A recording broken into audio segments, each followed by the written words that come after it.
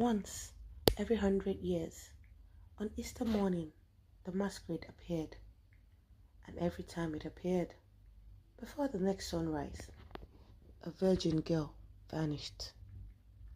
Once upon a time, in the village of Urumi in Edo State, the people feared Easter more than any other season. To strangers, Easter was a time of celebration, a time for prayers, a time for dancing, a time for new clothes and food. But in Urumi, the old people watched the sky with fear, because every 100 years, when Easter arrived, something ancient returned, the masquerade. Nobody knew where it came from. Nobody knew who was beneath the mask. It appeared only once every 100 years.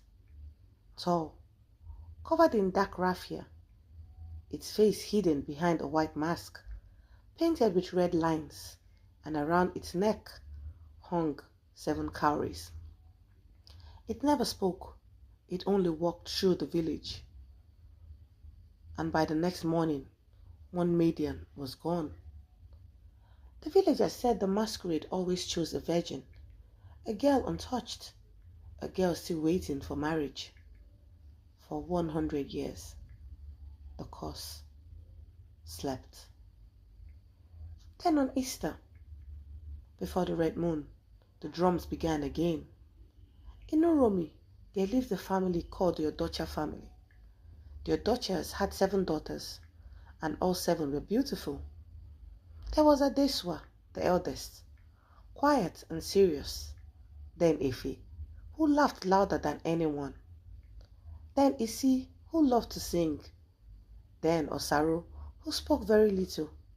Then the twins, Ivie and Nevubowa, and finally the youngest. Her name was Amadine. Amadine was 16, and she was the most beautiful one of them all. Ever since she was a child, Amadi had had the same dream. She would stand alone in the village square.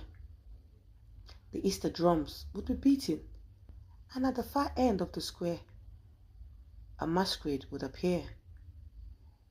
It would raise one long finger and point at her. Then she would wake up screaming. 3 days before Easter, Amadine told her grandmother about the dream. The old woman turned pale. Then she whispered, "It has come back." That night, the grandmother locked all 7 girls inside the house. She tied white chalk around the door. She placed bitter leaves at every window, and before everyone slept, she took a small knife and cut the inside of each girl's palm. "Blood confuses spirits," she whispered. But when she reached Amadine, the knife slipped from her hand, because Amadine's palm already had a mark, a small red circle, like the shape of the moon. The old woman began to wail. She began to cry bitterly. "You were chosen before you were born," she said. The next morning was Easter. The church bells rang. The village wore white. Children ran through the streets. And for a few hours, everybody pretended that nothing was wrong. Then just before sunset, the drums began. Boom, boom, boom. The sound came from the forest. Everybody stopped. Slowly, from between the trees, the masquerade appeared. It was taller than any man. Its white mask was cracked with age. Its red eyes seemed alive, and around its neck still hung 7 cowries.